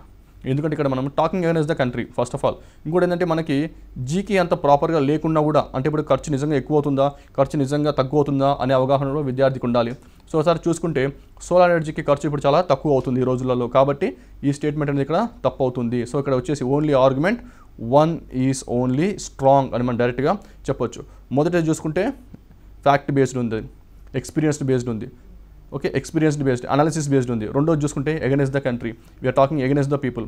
ఇంకోటి ఏంటంటే మనకు అవగాహన లేకుండా అంటే జీకే లేకుండా కూడా అలాంటి ఆర్గ్యుమెంట్ అనేది ఇవ్వడం జరుగుతుంది ఒక్కోసారి. కాబట్టి ఆర్గ్యుమెంట్ వచ్చేసి మనకు వీక్ ఆర్గ్యుమెంట్ అవుతుంది. ఇప్పుడు మనము మరో ప్రశ్న చూద్దాము. Should India give away Kashmir to Pakistan? ఇది ఒక స్టేట్మెంట్. అంటే కాశ్మీర్ని పాకిస్తాన్కి ఇచ్చేయాలా వద్దా? Should India give away Kashmir to Pakistan or not? ఇది ఒక స్టేట్మెంట్. మనము ఆర్గ్యుమెంట్ చేద్దాం, అవును ఇచ్చేయాలి లేకపోతే ఇచ్చేయకూడదు. సో స్ట్రాంగ్ ఆర్గ్యుమెంట్ అంటే ఏమేమి విషయాలు గుర్తుపెట్టుకోవాలి, వీక్ ఆర్గ్యుమెంట్ ఏమేమి విషయాలు గుర్తుపెట్టుకోవాలి ఆల్రెడీ చూసాం కాబట్టి డైరెక్ట్గా మనం ఇక్కడ ఈ ప్రశ్నను సాల్వ్ చేద్దాం. Argument, no Kashmir is a beautiful city, it earns a lot of foreign exchange for India. అంటే కాదు, కాశ్మీర్ ఒక అందమైన రాష్ట్రం, అది ఎక్కువ విదేశీ మారక ద్రవ్యాన్ని ఆర్జిస్తుంది. ఇది కూడా జీకే బేస్డ్, మనకి ఇక్కడ జీకే తెలిసి ఉండాలి. నిజంగా కాశ్మీర్ అందమైన రాష్ట్రమా, అది మనకు తెలిసి ఉండాలి. నెంబర్ 2, అది విదేశీ మారక ద్రవ్యాన్ని అంటే ఇక్కడ ఫారిన్ ఎక్స్చేంజ్ నిజంగా వస్తుందా లేదా అని చూసినట్టయితే yes, Kashmir is a beautiful city and it is earning lot of foreign exchange. ఇది ఒక ఫ్యాక్ట్ బేస్డ్, ఇది డౌట్ లేదు, ఇది ఒక 100% ఫ్యాక్ట్ బేస్డ్. కాబట్టి ఎప్పుడైనా ఆర్గ్యుమెంట్లో ఫ్యాక్ట్ బేస్డ్ ఆర్గ్యుమెంట్స్, ఇది data government of India data నుంచి వచ్చినప్పుడు కానీ మనకి ప్రతి year government of India data ఇస్తుంది అనమాట. ఎంతమంది విదేశీయులు మన దేశానికి వచ్చారు, ఎంతమంది మార్క ద్రవ్యం దేశానికి వచ్చింది టూరిజం ద్వారా అని. సో మనం ఒక ఫ్యాక్ట్ బేస్డ్గా తీసుకుంటే ఇది 100% స్ట్రాంగ్ ఆర్గ్యుమెంట్ అవుతుంది. సో నో, కాశ్మీర్ ఇస్ వాళ్ళకి ఇవ్వకూడదు. ఎందుకు ఇవ్వకూడదు అంటే Kashmir is a beautiful state and it earns lot of foreign exchange. అంటే అందమైన రాష్ట్రం విదేశీ మార్క ద్రవ్యాన్ని కూడా చాలా ఎక్కువగా తెస్తుంది కాబట్టి ఇది చాలా strong argument. It's a fact based argument కాబట్టి అది స్ట్రాంగ్ ఆర్గ్యుమెంట్ అయింది. Next, yes this would help settle conflict. దీనికి అంబిగ్యూటీ అంటారనమాట. అంటే ఇది మనకు ఖచ్చితంగా తెలియదు. ఎందుకు, నిజంగా కాశ్మీర్ ఇచ్చేస్తే సెటిల్ అవుతుందా, కాన్ఫ్లిక్ట్ సెటిల్ అవుతుందా అంటే ఇది అంబిగ్యూటీ మనకు తెలియదు. సో మనకి ఎక్కడైతే ఇది అంబిగ్యూటీ ఉన్నప్పుడు మనం ఏమంటాం, దీన్ని వీక్ ఆర్గ్యుమెంట్ అంటాము. సో ఈ ఆర్గ్యుమెంట్ వచ్చేసి చాలా వీక్ ఆర్గ్యుమెంట్. అక్కడ ఆన్సర్ ఏంటంటే మళ్ళీ కూడా ఓన్లీ ఆర్గ్యుమెంట్ 1 ఈజ్ స్ట్రాంగ్ అని ఇక్కడ మనం చెప్పొచ్చు. ఈ స్టేట్మెంట్లో ఏమంటున్నాడంటే should foreign films be banned in India అన్నారు. అంటే ఇండియాలో ఫారిన్ ఫిలిమ్స్ అనేవి నిషేధించాలా వద్దా అంటున్నాడు. సో దేశవ్యాప్తంగా పాశ్చాత్య సినిమాలను నిషేధించాలా వద్దా అని ఒక క్వశ్చన్ మార్క్ అడుగుతున్నాడు అనమాట. ఇప్పుడు ఒక ఆర్గ్యుమెంట్ చూద్దాం. అవును నిషేధించాలి, అయితే ఎందుకు, కాదు అనేది ఎందుకో చూద్దాము. ఇక్కడ ఏమన్నా అంటే అవును, yes they depict and alien culture which adversely affect our values. అవును, మన ఆచారాలు సాంప్రదాయాలు ప్రభావం చేస్తున్నాయి. అంటే ఇప్పుడు నిజంగా మనకి తెలియాల్సింది ఏంటంటే నిజంగా ఫారిన్ సినిమాలు అంటే మనకి ఇప్పుడు వచ్చిన సినిమాలు మన కల్చర్ని కానీ నిజంగా ఎఫెక్ట్ అవుతుందా లేదా, అంటే మన కల్చర్ మన సాంప్రదాయం మన ఆచారాల మీద నిజంగా ప్రభావం చూపిస్తున్నాయా, ఎంతవరకు ప్రభావం చూపిస్తున్నాయి అంటే నిజంగా అడ్వర్స్ ఎఫెక్ట్ అన్నాడు ఇక్కడ చూడండి. It's been alien culture which adversely effect, అంత దారుణంగా అవుతుందా మనకి నిజంగా అంటే అడ్వర్స్లీ ఎఫెక్ట్ అన్నాడు. నిజంగా అంత దారుణంగా అవుతుందో లేదో మనకి తెలుసుకోవాలి. ఉండొచ్చు కాదనట్లేదు, కానీ మన కల్చర్ని మన సొసైటీని కొన్ని వందల సంవత్సరాలు ఇచ్చిన మన వందల సంవత్సరాల నుంచి మనకు వచ్చిన కల్చర్ని మనకు వచ్చిన సాంప్రదాయాలను నిజంగా అంత ఘోరంగా ఎఫెక్ట్ అవుతుందా లేదా అంటే అడ్వర్స్లీ ఎఫెక్టెడ్ అన్నాడు. మన సాంప్రదాయ ప్రభావం నిజంగా అంత ఎక్కువ చేస్తున్నాయా లేదా అన్నాడు. సో మనం చూసుకున్నట్టయితే ఇప్పుడు ఏదో మనకు ఒక వేరే దేశం నుంచి వచ్చి మన కల్చర్ అంటే ఒక సినిమా వచ్చేసి మన దేశానికి వచ్చి మన కల్చర్ని అంత నిజంగా డిస్ట్రాయ్ చేస్తుందా లేదా అనే ఆర్గ్యుమెంట్ ఇక్కడ మనం అభ్యర్థించాల్సి వచ్చిన అవసరం ఉంది. సో ఆ విధంగా చూసుకుంటే ఇది అడ్వర్స్లీ ఎఫెక్ట్ అవర్ వాల్యూస్ అన్నాడు. కాబట్టి ఏదో ఒక సినిమాలు వచ్చేసి మన భారతదేశం ఒక కల్చర్ని దారుణంగా మార్చేస్తుంది అనేది మాత్రం ఇక్కడ ఆర్గ్యుమెంట్ అనేది మనకి ఇక్కడ తప్పు అవుతుంది. అది వీక్ ఆర్గ్యుమెంట్ అవుతుంది కానీ స్ట్రాంగ్ ఆర్గ్యుమెంట్ అనేది కాదు. రెండోది, no foreign films are high artistic standard. ఒక విషయం గుర్తుపెట్టుకోవాలి ఇక్కడ ఏంటంటే ఫారిన్ ఫిలిమ్స్ బ్యాన్ చేయాలా వద్దా అన్నావు. నో, ఎందుకు బ్యాన్ చేయకూడదంటే foreign films are of high artistic standard అన్నారు. అంటే ఇప్పుడు foreign films are high artistic స్టాండర్డా లేదా అనేది మనం ఇక్కడ చెక్ చేసుకోవాలి. ఇక్కడ చూసినట్టయితే నిజంగా ఇక్కడ ఫారిన్ ఫిలిమ్స్ అంత హై ఆర్టిస్టిక్ స్టాండర్డ్ ఉన్నాయా. ఇప్పుడు ఫారిన్ అన్నాడు ఇక్కడ, అంటే ఇక్కడ ఇప్పుడు మనం ఫారిన్ అంటే యూఎస్ఏ అవి తీసుకోకూడదు. ఈవెన్ మనం ఇప్పుడు ఇథియోపియా, జాంబియా లేకపోతే పాకిస్తాన్ ఇలాంటి కంట్రీ, శ్రీలంక అంటే మనకన్నా చాలా ఆర్టిస్టిక్ స్టాండర్డ్ నిజంగా అవి మెయింటైన్ చేస్తున్నాయంటే అన్ని ఫారిన్ ఫిలిమ్స్ ఇక్కడ కూడా జీకే అవసరం. అన్ని ఫారిన్ ఫిలిమ్స్ అనేది ఇక్కడ హై ఆర్టిస్టిక్ వాల్యూ ఇక్కడ లేవు కాబట్టి ఇది కూడా మనకి వీక్ ఆర్గ్యుమెంట్ అయ్యింది. ఎందుకంటే ఇప్పుడు అన్ని ఫారిన్ ఫిలిమ్స్ కాదు కాబట్టి ఓన్లీ కొన్ని ఫారిన్ ఫిలిమ్సే కాబట్టి ఇక్కడ foreign films are of high artistic standard అన్నారు. అన్ని ఫారిన్ ఫిలిమ్స్ అనేవి వచ్చేసి హైయెస్ట్ ఆర్టిస్టిక్ స్టాండర్డ్ కాదు కాబట్టి ఇది కూడా మనకి తప్పు అవుతుంది. సో ఆన్సర్ వచ్చేసి మనకి ఆప్షన్ డి నెయిదర్ 1 nor 2 అవుతుంది. ఇప్పుడు మనము ఇంకో ప్రశ్న చూద్దాం. షుడ్ రిలీజియన్ బి బ్యాన్ అన్నారు. అంటే ఇప్పుడు రిలీజియన్ బ్యాన్ చేయాలా వద్దా అన్నారు. ఇక్కడ చూస్తే మనము షుడ్ రిలీజియన్ బి బ్యాన్ మనకు ఒక స్టేట్మెంట్. ఆర్గ్యుమెంట్ చూద్దాం. Yes it develops fanaticism in people. అంటే ఇక్కడ ఏమంటే అవును మత వ్యవస్థను ప్రజల్లో విద్వేషాలను రెచ్చగొడుతుంది. నిజంగా ఇక్కడ అభ్యర్థి గుర్తుపెట్టుకోవాలి. ఇక్కడ మత వ్యవస్థ నిజంగా రెచ్చగొడుతుందా లేదా అనేది మనం ఇక్కడ గుర్తుపెట్టుకోవాల్సిన అవసరం ఉంది. నెక్స్ట్ తర్వాత ఏమన్నారంటే no religion binds people together. అవును, ఫర్ ఎగ్జాంపుల్ ఇప్పుడు మన పండుగలు ఎందుకు జరుపుకుంటామంటే ఈ పండగ, ఈ కల్చర్, ఈ వాల్యూస్ ప్రజలందరినీ ఒక దగ్గర తీసుకుంది కాబట్టి మనకు కూడా బైండ్ టుగెదర్ ఉండొచ్చా ఉండకూడదా. సో ఇలాంటి విషయాలన్నీ గుర్తుపెట్టుకొని మనం దీనికి ఆన్సర్ చేయాల్సిన అవసరం ఉంది. సో ఇది చూస్తే మనం ఈ ప్రశ్న చూసుకుంటే మన ఇక్కడ ఓన్లీ వన్ స్ట్రాంగా, ఓన్లీ ఆర్గ్యుమెంట్ టూ స్ట్రాంగా, ఎయిదర్ వన్ ఆర్ టూ స్ట్రాంగా, లేకపోతే నెయిదర్ వన్ ఆర్ టూ స్ట్రాంగా కూడా చూద్దాం. సో ఫస్ట్ ఆర్గ్యుమెంట్ చూద్దాం. ఫస్ట్ ఆర్గ్యుమెంట్ వచ్చేసి yes it develops fanaticism in people అన్నారు. అంటే అవును, మత వ్యవస్థ ప్రజల్లో విద్వేషాలను రేపుతుంది అన్నారు. నిజంగా చూస్తుంటే భారతదేశంలో ఇప్పుడు అదొక ప్రాబ్లం ఉంది.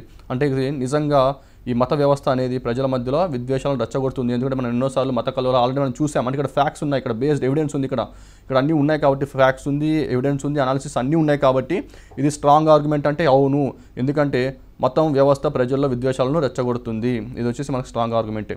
తర్వాత చూస్తే no religion binds people together. కాదు, రిలీజియన్ వచ్చేసి అందరి పీపుల్ని ఐక్యతగా ఉంచుతుంది అన్నారు. దాంట్లో డౌటే లేదు. ఇప్పుడు ఫర్ ఎగ్జాంపుల్ ఇప్పుడు మనకి పండగలు, ఇప్పుడు గణేష్ ఫెస్టివల్ కానీ, అంటే గణేష్ పండుగ కానీ, అంటే ఏ పండుగ చూసుకున్నా, గణపతి పండుగ చూసుకున్నా, ఏ పండుగ చూసినా కూడా ఈ పండుగలు ఎందుకు అంటే ప్రజలందరినీ ఐక్యతంగా ఉంచడానికి. ప్రజలందరూ వస్తారు, కలుస్తారు, మాట్లాడతారు, కలిసి సంబరాలు చేసుకుంటారు కాబట్టి ఇది ఐక్యతను ఉంటుంది. అంటే ఇప్పుడు ఆన్సర్ వచ్చేసి ఒక రిలీజియన్ అనేది బ్యాన్ చేయాలా వద్దంటే చెయ్యొచ్చు, ఎందుకంటే అది విడగొడుతుంది కాబట్టి, వద్దు కలుపుతుంది కాబట్టి. అంటే ఇక్కడ అది కరెక్టే, ఇది కూడా కరెక్టే. అంటే ఇక్కడ ఎస్ అనేది కూడా కరెక్టే, ఎందుకంటే ఈ వ్యవస్థ అనేది ప్రజల్లో విద్వేషాలను రేపుతుంది, అదేవిధంగా ఇది ప్రజలను కూడా కలుపుతుంది. అంటే ఇక్కడ రెండు ఉన్నాయన్నమాట మతానికి. ఒకటేమో విడగొట్టచ్చు, లేకపోతే మళ్ళీ కలపచ్చు. కాబట్టి మనకి ఇక్కడ either one are strong, either argument 1 or argument 2 is strong అని ఇప్పుడు అభ్యర్థి దీనికి ఆన్సర్ అనేది ఇక్కడ పెట్టచ్చు. ఇప్పుడు లాజికల్ రీజనింగ్లో స్టేట్మెంట్స్ అండ్ అజంప్షన్స్ చూద్దాం. సో మనకు ముందుగా దీంట్లో స్టేట్మెంట్ అంటే ఏంటి, అజంప్షన్ అంటే ఎంత ముందు ఒక డెఫినేషన్ లాగా చూద్దాం. మనకు ఆల్రెడీ తెలిసిన ముందు వాట్ ఈజ్ స్టేట్మెంట్ అంటే చెప్పాను. A statement is a formal account of certain facts, views, problems and situation అని చెప్పాను. సో ఇక్కడ మనకి వచ్చేసి ఇది ఒక అకౌంట్ ఆఫ్ సర్టెన్ ఫ్యాక్ట్స్. ఇది ఒక స్టేట్మెంట్ అనేది ఏ ఫార్మల్ అకౌంట్ ఆఫ్ కొన్ని ఫ్యాక్ట్స్ వల్ల కానీ, కొన్ని వ్యూస్ వల్ల, కొన్ని ప్రాబ్లమ్స్ వల్ల కానీ, సిచ్యువేషన్ వల్ల కానీ చేసేదాన్ని స్టేట్మెంట్ అంటారు. సో అజంప్షన్ ఏంటి అంటే ఇక్కడ గుర్తుపెట్టుకోవాల్సిన అభ్యర్థి ఏంటంటే assumption is a hidden part of statement. అంటే అజంప్షన్ అనేది మనకి ఇక్కడ స్టేట్మెంట్ లోపల ఉంటుంది. ఇదే assumption is the hidden part. అంటే ఇక్కడ హిడెన్ పార్ట్ అన్నారు, అంటే ఇక్కడ ఇది హిడెన్ పార్ట్లో ఉంటుంది. మనం దీని అజంప్షన్ని hidden part, whatever that hidden part that we need to find out, అది మనం ఫైండ్ అవుట్ చేయాలన్నమాట. అంటే దాంట్లో ఏముంది, ఇచ్చిన స్టేట్మెంట్లో ఏముంది. సో మనం ఈ అజంప్షన్ చేయాలంటే మనకు కొన్ని రూల్స్ కావాలి. సో ఆ రూల్స్ని దృష్టిలో పెట్టుకొని వీటిని సాల్వ్ చేసినట్టే మనకి ఆన్సర్ ఖచ్చితంగా ఉంటుంది. అవేంటి అంటే first one, for assumption proof is not required. గుర్తుపెట్టుకోండి, మనం ఏదైనా అజ్యూమ్ చేసుకోవచ్చు. ఇప్పుడు అజ్యూమ్ అంటే ఇప్పుడు నేను ఉదాహరణకి ఒక స్టేట్మెంట్ ఇస్తున్నాను. నేను స్టేట్మెంట్ ఇచ్చినప్పుడు ఏం చేస్తానంటే నేను మొదట అజంప్షన్ చేసుకుంటాను. నేను మొదట అజంప్షన్ చేసుకుని ఇది చెయ్యాలా వద్దా, ఇది మాట్లాడాలా వద్దా అని అజ్యూమ్ చేసుకున్న తర్వాత నేను తర్వాత మాట్లాడతాను. అంటే ఇక్కడ నేనే ఉంటాను ఇక్కడ, అంటే నేనే నా ఆలోచనతోనే, నా ఆలోచన ద్వారా వచ్చిన దాన్ని స్టేట్మెంట్ అంటాను. కానీ ఇక్కడ ఏమవుతుందంటే అక్కడ పరీక్షలు ఏమవుతుందంటే వాళ్ళు ఒక స్టేట్మెంట్ ఇస్తారు, కింద అజంప్షన్స్ ఇస్తారు. సో నిజంగా మనం ఎలా ఆలోచించాలంటే మనం ఆ సిచ్యువేషన్లో ఉండి నేను నిజంగా ఇలాంటి స్టేట్మెంట్ చేస్తున్నానా, ఇలాంటి స్టేట్మెంట్స్ చేసి ఇలాంటి అజంప్షన్ చేయొచ్చా చేయకూడదా అనేది మనం ఇక్కడ చేయాలి ఎగ్జామ్లో. కానీ ఇక్కడ చూస్తే ఇక్కడ కొన్ని రూల్స్ ఉంటాయి, వాటికి ఆ రూల్స్ని ఫాలో అవుతూ వాటిని సాల్వ్ చేయడానికి ట్రై చేద్దాం. మొదటిగా వచ్చేసి for assumption proof is not required. అది గుర్తుపెట్టుకోండి. అజంప్షన్ అంటే మనం ఏమైనా అజ్యూమ్ చేసుకోవచ్చు. అంటే జనరల్గా ఏదైనా అంటే మళ్ళీ స్టేట్మెంట్కి రిలేటెడ్ ఉన్న అజంప్షన్ మాత్రమే తీసుకోవాలి. ఇక్కడ ఏదైనా తీసుకోవచ్చు అంటే మరి మనం అంటే దూరంగా, అంటే మనం ఇచ్చిన స్టేట్మెంట్కి దూరంగా అజ్యూమ్ ఇక్కడ మనం చేయలేము. So for assumption proof is not required. Proof అనేది మనకి ఇక్కడ అవసరం లేదు. రెండోది, assumption should be true and relevant. అంటే ఇచ్చిన అజంప్షన్ వచ్చేసి మనం ఏదైతే అజంప్షన్ చేస్తున్నామో అది వచ్చేసి స్టేట్మెంట్కి రిలవెంట్గా ఉండాలి, అది కూడా కరెక్ట్గా ఉండాలి. అంటే స్టేట్మెంట్కి it should be true for the statement and should be relevant for the statement. అది స్టేట్మెంట్కి ఖచ్చితంగా ఉండాలి, ప్లస్ రిలవెంట్గా అంటే దగ్గరగా సంబంధం ఉండాలి. సో మన సంబంధం లేకుండా ఏది పడితే అలా మన అజంప్షన్ చేయకూడదు అన్నమాట ఇచ్చిన స్టేట్మెంట్కి. మూడోది, అజంప్షన్ షుడ్ ఫాలో లాజిక్. ఇది వచ్చేసి లాజికల్ రీజనింగ్. సో మనం ఏదైనా అజంప్షన్ చేస్తున్నామంటే గుడ్డిగా ఏది పడితే అది ఎలా పడితే అలా చేయకూడదు. It should follow the logic that is relevant to the statement. కాబట్టి ఇక్కడ మనం ఇట్ షుడ్ ఫాలో లాజిక్. ఆ తర్వాత చూసుకుంటే to make an assumption one should know the general knowledge. ఇక్కడ ఒక వ్యక్తికి అది అజంప్షన్ చెయ్యాలి అంటే కొంచెం అవగాహన ఉండాలి, కొంచెం పరిసరాల మీద అవగాహన ఉండాలి, ఒక సిచ్యువేషన్ మీద అవగాహన ఉండాలి, కొంచెం జనరల్ నాలెడ్జ్ ఉండాలి. ఆ విషయాల గురించి మనకు తెలిసి ఉండాలి. కాబట్టి కంపల్సరీ అనేది ఆ విద్యార్థికి జనరల్ నాలెడ్జ్ మీద ఒక మంచి అవగాహన ఉండాల్సిన అవసరం ఉంది. ఆ తర్వాత ఇప్పుడు లాస్ట్గా ఫిఫ్త్ రూల్ చూసుకుంటే వర్డ్స్ లైక్ ఎవ్రీ అని, ఈచ్ అని, ఆల్ అని, ఓన్లీ అని, ఇలాంటి ఇలాంటివి అంటే ఇప్పుడు ఎప్పుడైతే ఇలాంటి వర్డ్స్ మనం యూజ్ చేస్తామో దాదాపు మనం చేసే అజంప్షన్ ఎక్స్ప్లిట్ ఉంటుంది, అంటే తప్పు ఉంటుంది అనమాట. అంటే అది కరెక్ట్ ఉండడానికి అవకాశం అనేది చాలా తక్కువగా ఉంటుంది.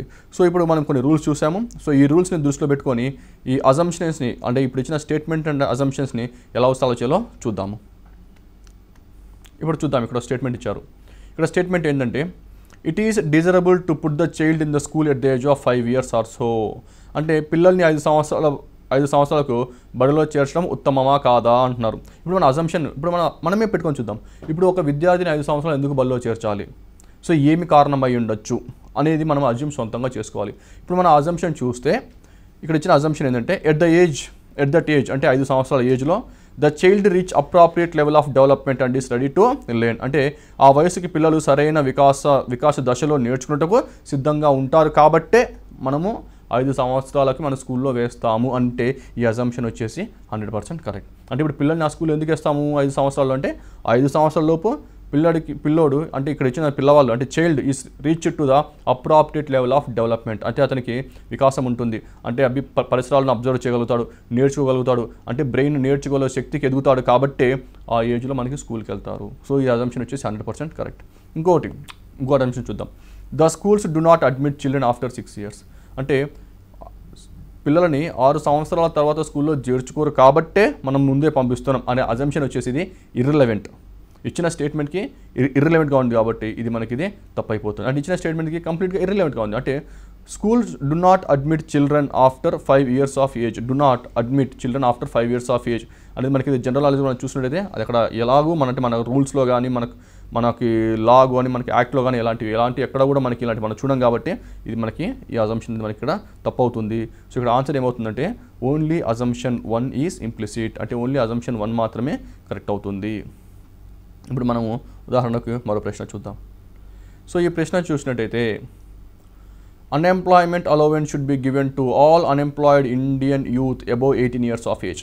అంటే దేశంలో 18 సంవత్సరాల దాటిన యువతకు నిరుద్యోగ వృద్ధి కల్పించాలి అంటున్నారు. అదొక స్టేట్మెంట్. ఇప్పుడు మన అజంప్షన్ కల్పిస్తే అసలు ఎందుకు కల్పించాలి? ఇప్పుడు భారతదేశం కానీ ఎవరైనా కానీ ఎందుకు 18 సంవత్సరాల వాళ్ళకి మనకి 18 సంవత్సరాలు దాటిన వయసు ఉన్న పిల్లలకి అందరికీ యూత్ మెయిన్గా మనము ఈ అన్ఎంప్లాయ్మెంట్ అలవెన్స్ ప్రొవైడ్ చేయాలా వద్దా, ఎందుకు, ఏ కారణమై ఉంటుంది, మనం ఏం అజ్యూమ్ చేయొచ్చు అనేది మనం చూద్దాం. అక్కడ ఇచ్చిన అజంప్షన్ కరెక్ట్ కాదో చూద్దాం ఒకసారి. There are unemployment youth in India who needs monetary support. అంటే దేశంలో ఆర్థిక భరోసా లేని నిరుద్యోగులు చాలామంది ఉన్నారు. సో దేశంలో ఆర్థిక భరోసా లేని నిరుద్యోగులు చాలామంది ఉన్నారు కాబట్టే ఇప్పుడు అన్ఎంప్లాయిడ్ అలవెన్స్ అనేది మనం ప్రొవైడ్ చేయాలి అనే అజంప్షన్ కరెక్ట్గా ఉంది కాబట్టి ఇక్కడ అజంప్షన్ వచ్చేసి కరెక్ట్. ఎందుకంటే ఇది స్టేట్మెంట్కి కరెక్ట్గా రిలవెంట్గా ఉంది. సో మనకి మానిటరీ సపోర్ట్ ఇవ్వాలి, ఎందుకంటే మన భారతదేశంలో చాలామంది అన్ఎంప్లాయిడ్ యూత్ ఉన్నారు. సో వాళ్ళ దగ్గర మనీ లేదు. సో గవర్నమెంటే వాళ్ళకి మానిటరీ సపోర్ట్ ప్రొవైడ్ చేయాలి. అది గవర్నమెంట్ ఒక పాలసీస్లో కానీ వాళ్ళ దాంట్లో ఒక భాగం ఉంటుంది. అది the government has sufficient funds to provide the allowance to all unemployed youth అన్నారు. అంటే ఇక్కడ గవర్నమెంట్ దగ్గర సఫిషియంట్ ఫండ్స్ అంటే దేశంలో ఉన్న నిరుద్యోగులందరికీ వృద్ధి కల్పించడానికి ప్రభుత్వం వద్ద డబ్బు ఉంది.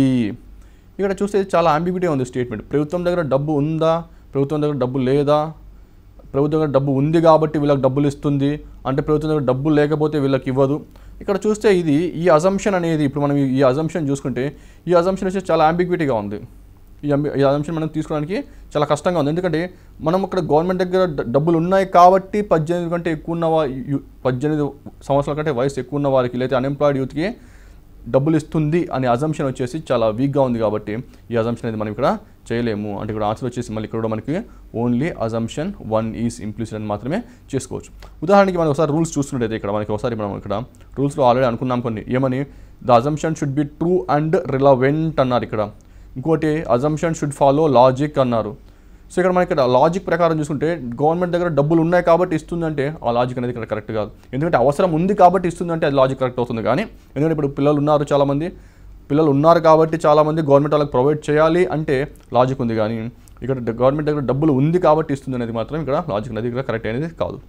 Computer education should start at schools it self. అంటే ఇక్కడ ఏమంటారంటే పాఠశాల స్థాయిలో కంప్యూటర్ విద్యను ప్రవేశపెట్టాలి అంటున్నారు. సో ఇది ఒక స్టేట్మెంట్. నిజంగా ప్రవేశపెట్టాలా, ఎందుకు ప్రవేశపెట్టాలి, సో దాని అజంప్షన్స్ అవును ఎందుకు ప్రవేశపెట్టాలి సరే అజంప్షన్స్ తీసుకొని చూద్దాం.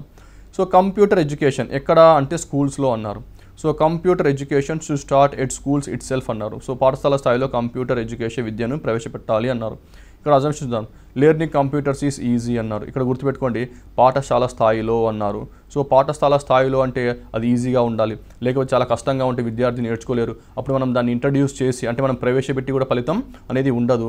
కాబట్టి గవర్నమెంట్ ఇంట్రడ్యూస్ చేయాలనుకుంటుంది అనుకుందాం. ఫర్ ఎగ్జాంపుల్ అంటే ఇప్పుడు computer education start in education school చూసుకుంటే yes learning computers is very easy, అంటే లెర్నింగ్ కంప్యూటర్స్ ఈజీ కాబట్టి మనం కంప్యూటర్ ఎడ్యుకేషన్ స్కూల్లోనే ప్రవేశపెట్టచ్చు అనే అజంప్షన్ మాత్రం మనం ఇక్కడ చేయొచ్చు. కాబట్టి ఇది ఆన్సర్ కరెక్ట్ అవుతుంది. ఇప్పుడు చూస్తే computer education fetches jobs very easily అంటే మనం దేని గురించి మాట్లాడుతున్నాం, ఇక్కడ ఫ్యూచర్ గురించి మాట్లాడుతున్నాం. సో ఒక విషయం గుర్తుపెట్టుకోవాలి, మనం ఎప్పుడన్నా ఫ్యూచర్ గురించి మాట్లాడుతున్నప్పుడు అయితే అజంప్షన్ తప్పు అవుతుంది. ఎందుకంటే నేను ఫ్యూచర్ ఎలా ఉంటుందని అజంప్షన్ చేయలేను. సో ఫ్యూచర్ ఎలా ఉంటుందని అజంప్షన్ చేయలేను కాబట్టి కంప్యూటర్ ఎడ్యుకేషన్, ఎందుకంటే పాఠశాల స్థాయి అన్నారు, ఇక్కడ పాఠశాల స్థాయి అన్నారు ఇక్కడ, కానీ ఇక్కడ మన అజంప్షన్లో చూసుకుంటే ఇక్కడ computer education fetches jobs very easily అన్నారు. సో జాబ్ అనేది పాఠశాల అయిపోయిన తర్వాత మళ్ళీ కాలేజ్ అయిపోయిన తర్వాత మనకి జాబ్ అనేది ఉంటుంది కాబట్టి అంటే మన ఫ్యూచర్ గురించి ఇక్కడ ముందే చెప్తున్నాం కాబట్టి సో ఇక్కడ ఫ్యూచర్ గురించి నేను ముందే అజ్యూమ్ చేయలేను. అంటే ఇప్పుడు ఎప్పుడైనా గుర్తుపెట్టుకోండి, అజంప్షన్ అనేది ఫ్యూచర్ మీద చేయలేము, ఎందుకంటే ఫ్యూచర్ ఎలా ఉంటుందో ఎవరికి తెలియదు, మన అజంప్షన్ అలా చేస్తాము. సో అది కంప్లీట్లీ ఇర్రెలెవెంట్ అవుతుంది. కాబట్టి ఇక్కడ వచ్చేసి ఆన్సర్స్ వచ్చేసి only 1 is implicit. To keep myself update, I always listen to 9 PM news on radio. A candidate tells in the interview board. అంటే ఒక క్యాండిడేట్ ఏమన్నారంటే ఇంటర్వ్యూలో, నేను ఎప్పుడు నా అప్డేట్గా పెట్టుకోవడానికి అంటే ప్రతిరోజు నేను రాత్రి 9 గంటలకు రేడియో వార్తలు వింటాను అని అన్నారు. ఇప్పుడు అజంప్షన్స్ చూద్దాము. అజంప్షన్ చూస్తే the candidate does not read news paper. ఇక్కడ ఏమన్నారంటే ఇక్కడ నేను అప్డేట్గా పెట్టుకోవడానికి నేను 9 గంటల న్యూస్ను వింటాను అన్నారు. అది కూడా ఎక్కడ అంటే రేడియోలో వింటాను అన్నారు. సో అంతవరకు మనకు తెలుసు. అంటే ఇక్కడ మనము అజంప్షన్ మనకి ఆ స్టేట్మెంట్ వరకులో ఏమన్నాడంటే నేను 9 గంటల రేడియో వింటాను అన్నాడు అతను, అంతే. ఇప్పుడు అజంప్షన్ వచ్చేసి the candidate does not read news paper అని ఈ అజంప్షన్ అనేది నేను తీసుకోలేను, ఎందుకంటే చదువుతుండొచ్చు. మనకి ఇక్కడ అజంప్షన్లో మనకి ఇప్పుడు మనం చేసే లాజిక్ ఎలా ఉందంటే ఇచ్చిన స్టేట్మెంట్కి రిలవెంట్గా ఉండాలి. ఇక్కడ క్యాండిడేట్ న్యూస్ పేపర్ చదవడా అనే ఇన్ఫర్మేషన్ మనకు తెలియనప్పుడు, అంటే అతను ఓన్లీ రేడియో వింటాడు మాత్రమే తెలుసు, ఇక్కడ న్యూస్ పేపర్ వింటాడా అనే ఇన్ఫర్మేషన్ మనకి స్టేట్మెంట్గా రిలవెంట్గా లేనప్పుడు అది మనకి తప్పు అవుతుంది. Recent news is broadcast only on radio. అంటే తాజా వార్తలు కేవలం రేడియోలోనే, అంటే ఇక్కడ ఏముంది మళ్ళీ ఇక్కడ ఓన్లీ అని ఉంది, రేడియోలో మాత్రమే వస్తాయి అంటున్నారు ఇక్కడ. So recent news broadcast only in radio, మాత్రమే రేడియోలో ప్రసారం అవుతాయి అనేది చాలా తప్పు. ఎందుకంటే మాత్రమే అనే వర్డ్ ఎప్పుడైనా ముందే చెప్పాను, మాత్రమే అని వస్తే అజంప్షన్ మనకి ఇప్పుడు తప్పు అవుతుంది. సో మనకి అలా అంటే ఇప్పుడు మనకి ఈ అజంప్షన్ కూడా తప్పు అయిపోయింది. ఇప్పుడు ఆన్సర్ వచ్చేసి neither 1 nor 2 is implicit. అంటే ఫస్ట్ వన్ కాదు, ఇక్కడ రెండోది కూడా మనకి కాదు. ఫస్ట్ వన్ ఎందుకు కాదు అంటే అంబిగ్విటీ, అంటే నాకు ఇచ్చిన స్టేట్మెంట్లో ఇన్ఫర్మేషన్ అంతగా లేదు, కానీ నేను ఏం చేస్తున్నాను అంటే బయట నుంచి ఆలోచిస్తున్నాను, చాలా ఎక్కువగా ఆలోచిస్తున్నాను, అంటే ఇచ్చిన స్టేట్మెంట్కి కూడా బయట పరిధికి వెళ్ళి ఆలోచిస్తున్నాను, అందుకనే తప్పైంది. ఇవి రెండోది చూస్తే recent news broadcast only on radio, అంటే రేడియోలో మాత్రమే అన్నాడు, ఇక్కడ మాత్రమే అన్నాడు కాబట్టి ఇక్కడ మాత్రమే అనేది మనకి తప్పు అయిపోయింది. కాబట్టి రెండు neither 1 nor 2 is implicit అని మనం చూసాం ఇక్కడ. అలాగే మరో ప్రశ్న చూద్దాం. A warning in train compartment to stop train, pull chain, penalty for improper use ₹500. అంటే రైలు ఆపుటకు చైను లాగండి, సరైన కారణం లేకుండా చైను లాగితే ₹500 వరకు జరిమానా విధించబడును, కంపార్ట్మెంట్లో ఒక హెచ్చరిక అని ఉంది ఇక్కడ. So assumptions, people misuse the Alam chain, అవును ఇది కరెక్టా తప్ప, ఈ అజంప్షన్ చేయొచ్చా చేయకూడదంటే 100% చేయొచ్చు, ఎందుకంటే ఇక్కడ మిస్యూజ్ చేస్తారు కాబట్టి ఇక్కడ మనకి ఫైన్ అనేది ఉంది. అంటే ఇక్కడ పీపుల్ మిస్యూజ్ చేసే అవకాశం ఉంది కాబట్టి ప్రజలకి ఇక్కడ ₹500 ఫైన్ అనేది వేస్తున్నారు. ఇప్పుడు ₹500 ఫైన్ ఎందుకు వేస్తుంది గవర్నమెంట్ అంటే పీపుల్ అనేవాళ్ళు ఇచ్చిన అవకాశాన్ని దాన్ని సద్వినియోగం చేసుకోకుండా, అంటే అనవసరంగా కూడా చైన్ పుల్ చేసి అందరినీ ఆపేసి ఇబ్బంది పెడతారని చెప్పేసి ఎవరైతే మిస్యూజ్ చేస్తారో దానికి ₹500 ఫైన్ అని డైరెక్ట్గా మనకి స్టేట్మెంట్ వచ్చింది కాబట్టి ఈ అజంప్షన్ అనేది 100% కరెక్ట్ అవుతుంది. అలానే ఇప్పుడు రెండో చూద్దాం. On certain occasions people may want to stop A running train, అవునా కదా? ఇప్పుడు for example emergency situation, on certain occasions అన్నాడు, ఇక్కడ సర్టన్ అకేషన్స్ అంటే ఎమర్జెన్సీ సిచ్యువేషన్స్. ఆ సిచ్యువేషన్స్లో people may want to support A running train, so they want to stop A running train. So కొన్ని సందర్భాల్లో ప్రజలు రైలును ఆపాలనుకుంటారు, ఎందుకంటే కొన్ని సందర్భాలు ఇక్కడ ఎమర్జెన్సీ సిచ్యువేషన్స్ ప్రజలు లాగాలనుకుంటారు కాబట్టి అక్కడ చైన్ అనేది మనం ఇక్కడ పెట్టారనమాట. అక్కడ పుల్ ద చైన్, అందుకే మనం చైన్ లాగండి అని చెప్తున్నారు అనమాట. ఈ వార్నింగ్ ఇస్తున్నారు కానీ అసలు ఆ చైన్ ఎందుకు పెట్టారంటే ఒక్కోసారి ఎమర్జెన్సీ సిచ్యువేషన్స్లో ట్రైన్ ఆపాల్సింది వస్తుంది కాబట్టి ఆ చైన్ అనేది పెట్టడం జరిగింది. సో ఇక్కడ ఈ అజంప్షన్ కూడా కరెక్టే, అంటే ఇచ్చిన స్టేట్మెంట్కి అజంప్షన్ 1 కరెక్టే మరియు అజంప్షన్ 2 కూడా కరెక్టే కాబట్టి answer both 1 and 2 are implicit అని చెప్పొచ్చు. సో ఈ విధంగా మనము ఈరోజు లాజికల్ రీజన్లో చూసినట్టయితే మనం statements and conclusions, statements and arguments, statement and assumptions, so వాటికి డెఫినేషన్ ఏంది, వాటికి కొన్ని రూల్స్ చదువుకున్నాము, ఆ రూల్స్ అప్లై చేస్తూ ఎలా క్వశ్చన్ సాల్వ్ చేయాలో కూడా మనం చూసాము. సో అభ్యర్థి దీంట్లో ఇంకా మంచిగా 100% అక్యురేట్తో మార్కులు రావాలంటే మరికొన్ని క్వశ్చన్స్ మనం చెప్పిన రూల్స్ని గుర్తుపెట్టుకొని ప్రాక్టీస్ చేసినట్టయితే దీంట్లో ఒక 100% అక్యురేసీ వచ్చేదానికి అవకాశం ఉంటుంది. ఇప్పుడు మరో టాపిక్తో కలుసుకుందాం.